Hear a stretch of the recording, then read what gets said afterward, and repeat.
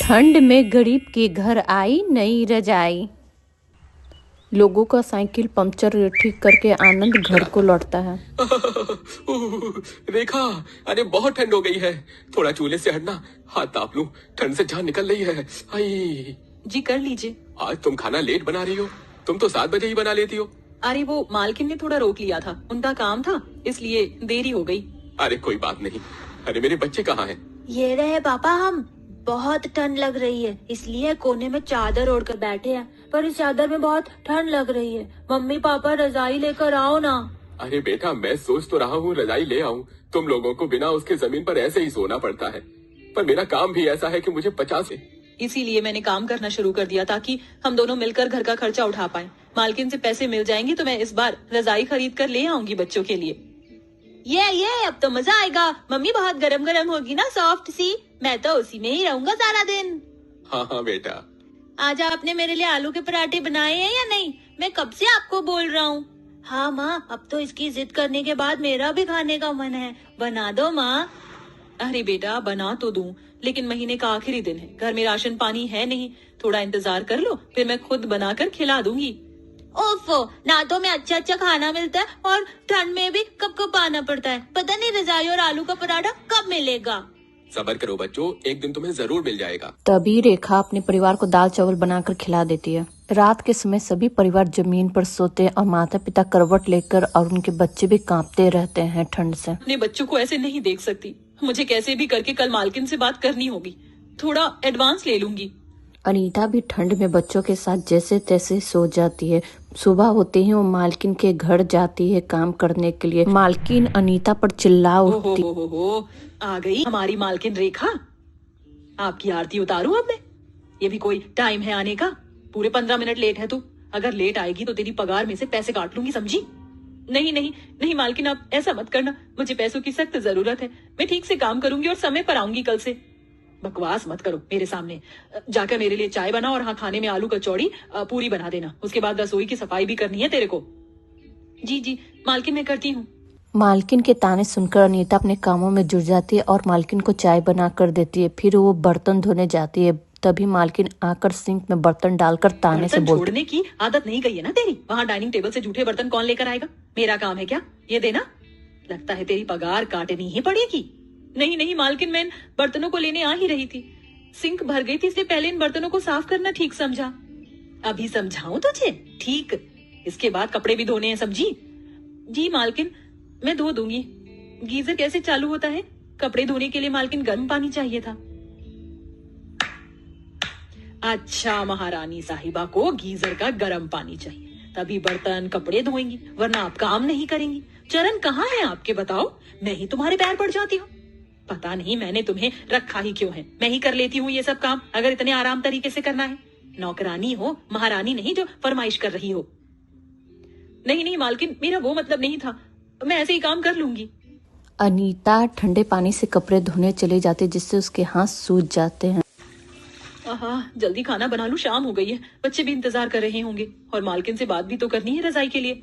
एक तो हाथ काम नहीं कर रहे हैं ठीक से, पर रेखा तुझे करना पड़ेगा अपने बच्चों के लिए। रेखा खाना बनाकर अपनी मालकिन के पास पहुंच जाती। मालकिन, मैंने घर का सारा काम कर लिया है, वो मुझे थोड़े से पैसे एडवांस चाहिए थे।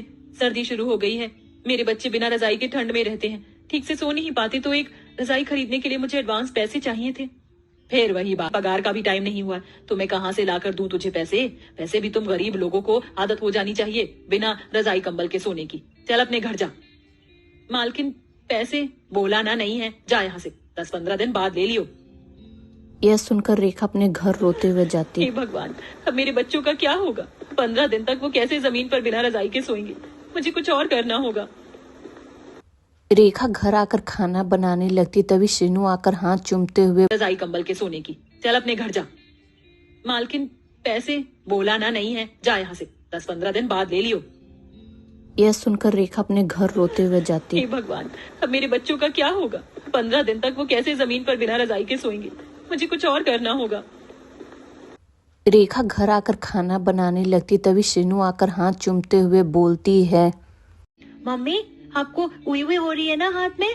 मोटा मोटा ठंड से हो गया ना? मैं बनाऊं आपका खाना? अरे नहीं नहीं मेरी बच्ची, मैं कर लूंगी। तूने अपनी माँ के बारे में सोचा, मेरे लिए यही बहुत है। और ये क्या, तेरी फ्रॉक कैसे फट गई? ये तो मैंने कल ही सिली थी। वो मम्मी, पड़ोसी के बच्चे मुझे और शुभम को चिढ़ा रहे थे, गरीब बोल रहे थे बार बार। उन्होंने मुझे धक्का मारा, तभी मेरी फ्रॉक फट गई। इन अमीर लोगों को और उनके बच्चों को कुछ नहीं आता, बस गरीबों का मजाक उड़ाते रहते हैं। बेटा तू उन लोगों के साथ मत खेला कर, शुभम को भी अंदर रखा कर। ठीक है मम्मी। गरीब परिवार बिना रजाई के ठंड में अपना दिन ऐसे ही गुजारते हैं और एक तरफ अनीता गरीब रेखा से चिढ़कर उसे सारे काम करवाते। वह पोछा लगाती तो दोबारा से गंदा करती, खुद हीटर के सामने बैठकर हंसते हुए गाजर का हलवा खाती। इन गरीब लोगों को भी परेशान करने का एक अपना ही सुकून है। पड़ी आई थी एडवांस मांगने वाली। अरे तू यहाँ क्या देख रही है? अच्छा, तेरी नजर मेरे गाजर के हलवे पर है। ये भी तूने कभी खाया नहीं होगा। नहीं मालकिन, वो मैं आपको बताने आई थी जाने से पहले कि सारा काम हो गया है। ठीक है, जा।